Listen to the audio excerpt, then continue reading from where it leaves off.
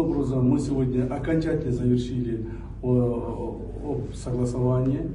И сегодня наша комиссия, Государственная комиссия по делимитации и демаркации официально объявляет тем, что мы полностью по всей протяженности наших границ согласовали.